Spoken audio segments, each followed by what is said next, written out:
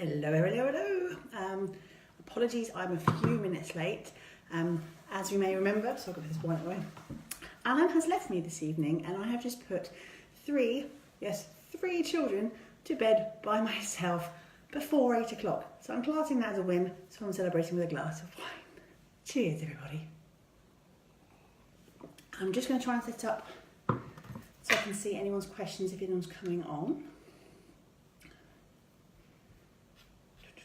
Oh, here I am.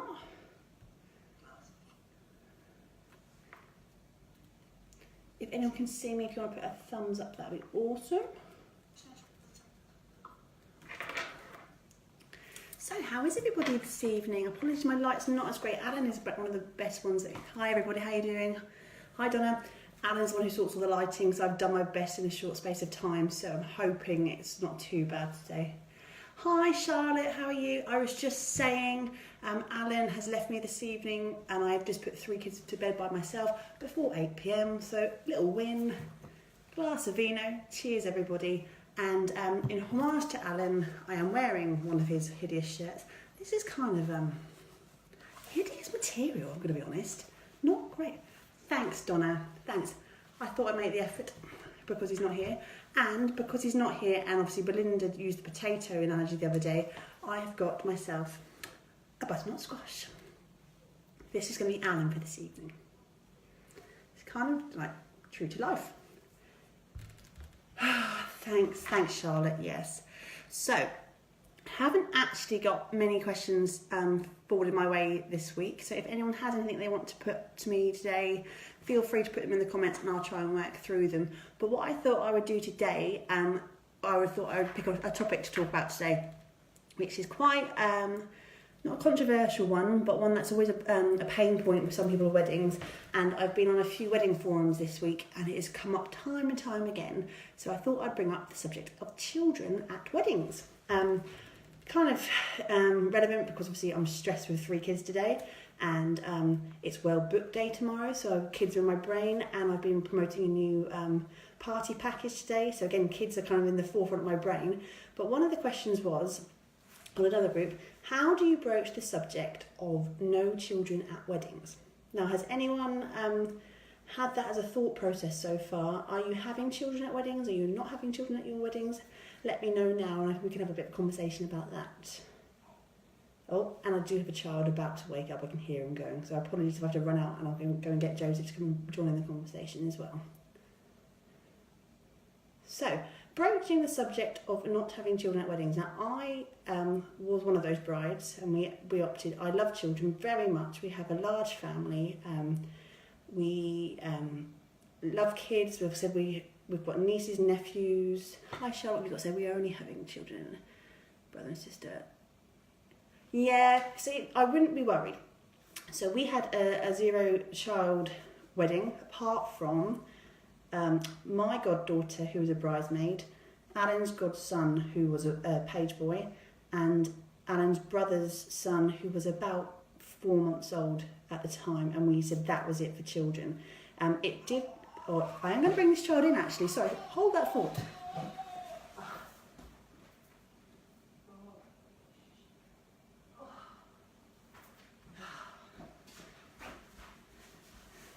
And just like that, that is number one reason, just there, why children at weddings can be banned. Because we didn't want to have our service, and it was a big church service, we didn't want to have a service, have a service where we had children crying throughout the entire service, because our vows were very important to us, and we wanted to be able to hear those without children crying in between. He is sweet, however, he doesn't sleep when he's meant to sleep, so everybody who's not met him yet, this is Joseph. Say hi. We actually did have a couple of, not pain points, but we had a few members of the family, extended family, who were actually quite harsh with us because we weren't inviting all nieces and nephews. But to be quite frank, we had 140 to our day, and that was just adults. If you added, hi Joseph, if you included 2 children per person and on that on top. That was quite a lot of people to be having to deal with on site. Hi Will, we only had family, several of my friends about, no, all please. That's it. So we put on our invitations that we were having a child-free wedding, and actually the majority of the response was absolutely hell yeah, fantastic, because having no children at your wedding, although sometimes controversial, does mean that all parents can let their hair down for one night and not have to worry about feeding their children and where are they in the dance floor, and are they going to have a nap time, and are they going to be quiet through the service, and what are they going to do during the speeches. Hi, you're not crying now, are you? You're not crying now, you just want to be on camera.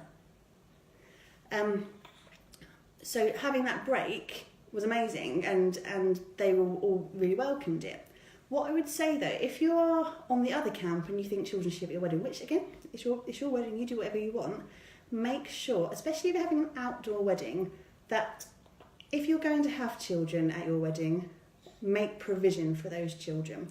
Now there are a few things I want to bring up on that. So number 1 is activities. So your comments are coming up on my phone, but not so much on here. I'm hoping that they're going to come through. Charlotte says, wow, yes, our budget won't let us, and like you, I want to be able to hear my vows without interruptions. I've already had my grandma say something, but I want everyone to let their hair down. Yeah, absolutely. Ultimately, it's your wedding day, so you do whatever you want to do. But if you're going to be having a wedding in a field, for example, because that's a good one to talk about, the chances are you're going to be quite remote. If you're going to a wedding at a hotel or a country house, provision would be made there, because there might be bedrooms, there might be hotel rooms nearby, there'd be catering staff on site, all those kind of things that you already think about. But in the middle of a field, things like catering. So make sure that parents who are bringing children, if you're allowing children to come, they have the option of having a children's meal or a smaller meal. They can't buy meals on site. You know, obviously, if you're going to a hotel and you're saying, no, we don't want to pay for a children's meal, just make sure, sorry, it's all going off because Hannah's not here. Usually it's one of us doing a button and one of us doing the talking. You're going to be completely remote. So going to shops sometimes, going to bars and restaurants and ordering separate meals isn't always going to be viable. So make sure you do think of the little people and what they're going to be eating. They don't have to eat the same meal as you guys. Talk to your caterers to see if they can do some sort of child portions or something. Yes, Helen, I do have company. Alan didn't want to come. This is Alan today because he's gone off to see Aunt Middleton in some sort of talk at Salisbury, and I've just heard that it's now snowing in Salisbury, which probably means he's going to be stuck in Salisbury, which is me by myself with this one and 2 upstairs. So hopefully he's going to get back. But yes, activities. Activities are key. Now you could do several things. Either make sure you put loads of fun stuff on the table, so when it comes to speeches that they are completely occupied. Colouring books are always a win. Little party packs. Go down to the pound shop, get loads of cruddy stuff, chuck it in a box. Stickers are a winner. Sticker books are winning. Activities, games, all that kind of stuff are winning. Do that on the table. Or we, as Baylily Bell Tents, we provide things like play tents. There are often other companies that do things like that. We can get children's entertainers to come for the afternoon. Sometimes on like a mobile creche service, we put all the kids in one area and give it to someone else to look after for a few hours. And that not only gives you peace of mind that your speech is going to go from all the way through without too much hassle, but also parents can get to do a little bit of this, which is what I'm doing. I'm really sorry, I can see stuff popping up on here, but it's really still not coming on here. Who have we got? Oh, Charlotte, thank you. He is quite cute, but could do with him being asleep, really. So yeah, anyone got any thoughts? I'd love to sort of open the floor up to a bit of discussion about what people think about having children at weddings. Anyone having children at their weddings, have you got any good ideas of what you're doing for your day in terms of activities for them, or how you're going to deal with extra noise? Are you having an age ban? Are you having just babes in arms? Because that's always an easy way of getting around it in terms of asking people to not bring small people. It's babes in arms only, because quite frankly, you know, if you're feeding, when I have that same student feeding all the time, sometimes you just need to be close to a small child, but they're quite portable and you can move them quite quickly without any sort of minimum of fuss. Are you having older children only? Are you having 0 children? And honestly, it's completely up to you. I think if you word it in the right way on your invitations and make it very, very clear. And I think that is one of the key things. I've been to a couple of weddings where it hasn't been clear, and that's when it causes sometimes a bit of awkwardness in terms of, do you mean me and my 3 children, or are you just meaning me and maybe the eldest child, or me and nobody else? Can you just make it clear? I think the clearer you are, the most honest and upfront you can be, is the better, really, because it needs to make sure there's no kind of like awkward silences when you meet face to face that next time after they've seen your invitation. And maybe compromise with your family, no kids at the service but welcome at the reception. Yeah, that's a good one. It depends why you're not having them. And to be quite frank, I was quite selfish with mine. As I said, I absolutely love children. I have 3, we do love children. However, we just wanted to make sure that the adult part of the ceremony, although it's a family occasion, was really quite serious, and we really wanted to make sure that we could have that commitment to each other without having to worry about interruptions and having to walk down the aisle to go and sort of help people out and deal with bottles and drinks and all that kind of stuff. Helen, let me see if I can get your... Is it going to come up? Helen, as you know, we're having a really relaxed affair and we're prepared for whatever goes, really, hoping a campsite will let them run off energy and provide its own entertainment at a certain extent. Absolutely. And that's right. It all completely depends on what your environment is. And yours is very family friendly. Again, you've got children yourself and want to make them part of your day. I think it's as long as you've got stuff for them to do.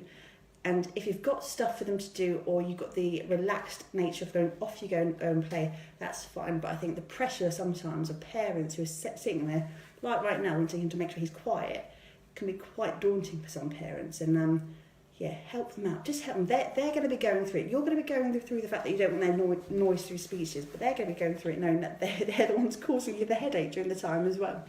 So, anyone got any other questions that aren't necessarily children related? Because that is going off on a tangent a little bit, but I'm trying to feel, because no one's got any questions for me today. Maybe Alan is the one that you want to talk to. Wouldn't you have the kids' names on the invitations if they're invited? Yes. Now, that is true. So Dave's just said, wouldn't you have the kids' names on the invitations if they're invited? And yes, you would think that people would read that invitation and say, Alan and Emily, you were invited to XYZ. But some people read that and they just choose to ignore it, and they really do think that that means just family Braithwaite or family Smith or family whatever. So really, I would still put on your invitations a line saying, due to numbers, we are very limited at the venue due to numbers, and unfortunately we're not going to have children at the event, or we'd like you to let your hair down for the day, so we're not going to have children at the event. Put a line in your invitation or your website or when you're talking, just to make it crystal clear, because you will still always get that one person going, so we are invited with XYZ, right? You know that, and you'd be like, and the thing is, if you do it for one friend, it spirals. And one friend will say to the next friend, and the next friend will go, well, why are you letting their kids go? And it will just carry on tumbling. Just make it clear from the start. People understand they're your friends and family, and if they don't like it, they can lump it because it's your big day. Charlotte, I'm worried about filling time up and people being stood around bored. Charlotte, no, you think wedding days go so quickly. So, Charlotte, do you have a specific time of the day you're getting married? Are you getting married earlier, or are you later in the day? Can you let me know what time you're getting married and you've planned to get married? Is it going to come up? Everybody worries about timelines, and everyone thinks that there's going to be big chunks of time, but actually 3:30, so later, no worries at all. And are you having a sit-down meal, or are you having a very loose sort of schedule of the day? Are you having are you having a barbecue, anything like that? Are you having no food? What are you going to be doing for that? So what part of the day are you specifically concerned about standing around? Because trust me, later in the day, you're not going to have any time if you're looking at sort of scheduling in things like, if you're having speeches, if you're having cakes, if you're having photographs take up a lot more time than you ever think. Even if you're having more reportage style like photos, you'll always get big chunks of time where they're getting group shots and getting bridesmaids and getting all that kind of stuff. It does go really, really quickly. Sit down meal in the evening meal a bit later. I think that's just the time after the ceremony. So no, the thing is, that time, if you're getting married on site and you're having a ceremony on site and you're having your reception there, or if you're having a ceremony separately and you're going to a separate reception, that time of travelling does take up some time. And if you're not, you've got things like your drinks reception, your canapes, you've got people digesting what's just happened, you're going to have people chatting because they've not seen Great Auntie Flo in 10 years, and they're going to be talking to each other, and then the first lot of drinks will come through. There are like lawn games are always a win. Self-serve, like we mentioned this last week, Prosecco bars are great. Anything that's interactive and gets people doing something for that period of time. Because it may only just be an hour between that and the time you sit down. Because from 3:30 for your ceremony, an hour after your ceremony, you get into 4:30. Maybe an hour after, you're going to have a sit-down meal. That time will go really, really quickly. I really wouldn't worry too much. But what I might do this week, and it's something I've been talking about, Alan, is doing a little bit of a session on timelining your day and how to get the most out of your day and what to do. So if anyone's interested in that, do let me know in the comments. We can definitely get that scheduled in within the next week. We've got... Oh, darling. Oh, you're right. Oh, dear me. Helen Day, we just had that conversation upon arrival whilst they're waiting for the blessing yet. Charlotte, that's a good idea. I like the idea of self-serve bars, something they can help themselves to. Yeah, self-serve bars are always for the win, in my opinion, because it gets that level of interaction. Thing like we did mention this very briefly last week on Prosecco bars. Prosecco bars are always really awesome because you can just get a load of bottles out. You can get things like your cordials, you can get your elderflower cordials, you get your juices, you get your berries, you get your slices, and you just make it really interactive for people to kind of do their own thing. Same with cocktails, get some really big... Oh my goodness, are you actually trying to choke yourself? Please don't be sick on camera. No one wants to see a sick baby. The big kilner jars of made up cocktails. What else have we seen? The usual things like sweetie tables. I wouldn't recommend sweetie tables anytime before main meals and that kind of stuff. What else have we seen? One of my favourite weddings, and I think Helen's seen this as well, we did a Chinese wedding 5 years ago now, and they had a really, really big interactive it was a stage tournament of activities, and they had things like tug of war, and they had a tin can alley and all those kind of stuff, and they had 2 teams throughout it, and I know, and they really made that kind of like a big chart. They had a big chart of who was winning what and which teams are doing things, and they just kind of made that the fun part of the day. And again, getting team games and interacting like that is always a good one as well. Yes, please, Dave, if you have anything to say, please do chip in. Thanks, Charlotte. Yeah, so there's stuff you can do. If you get things like food carts coming in, I knew my battery was going to go. Food carts coming in, or ice cream vans, those kind of things are always awesome because they take a big chunk of time, and it's the photo opportunity. People think you think, oh, I've got to film 2 hours, but actually people are getting their cameras out and they're snapping and they're still chatting, and then they've got photo booths and all those kind of amazing things you have at most weddings. They do take a lot of time. Dave, come on, say something to us. What do you want to say? Joseph, what do you want to say? Anything? Anything at all? Right. Well, unless anyone's got anything they want to say today, feel free to carry on having a conversation after this. I am going to go because someone needs to go to sleep, really. But yeah, have a think about children at your weddings, because they're lovely, and if you want them there, fabulous. Just make sure you think about how you're going to look after them, especially if you're in a remote area, because they do need things like sleep occasionally, and they do need things like feeding occasionally, and they do need changing facilities occasionally. So if you are completely remote in the middle of nowhere with just a canopy in the middle of nowhere, think about what you're going to do. Right, on that note, I'm going to disappear for this evening. I promise next week will be a bit more cheery, and I'm hoping all 3 kids will be asleep next week. And now that's not appropriate. Thanks. It's kind of in my lap now, and it's a bit warm. This one will be back next week, and I'm sure he'll bring a bit more life to the party than I have this evening. I am going to... Oh, Dave, he was... Self-service bars can be tricky, but they can be well managed, Dave. I've been to lots of weddings where they can be well managed, and provided that's not your only bar for the entire day, I think, actually, no. I think for your evening bar, absolutely, definitely get staff on board. We learnt the hard way with ours, and it became a little bit loud and a bit wild and a little bit over the top. But I think for cocktail hours and canapé drinks and things like that, I think you can do it in a really easy way, a simple way, before everyone gets too much. I would say that after your meal, when you've had a sit down, everyone's had table wine, things like that, that's the point when I would say get a bar company in, or if you're doing your own wine, buying your own alcohol that way, get bar staff in or designated people in, because that's when you get a little bit of silliness sometimes. People start to put drinks down, don't know their measures and all that kind of stuff. But I think DIY bars have their place at any event, provided you do it properly. But I said earlier in the day, have that, and then switch out to your after meal bar to have a bit more sense. Right, on that note, I'm going to go. Joseph, will you say goodbye? Will you say goodbye? That's what we're getting. Right, speak soon, everybody, and we'll see you next time. Bye. Bye.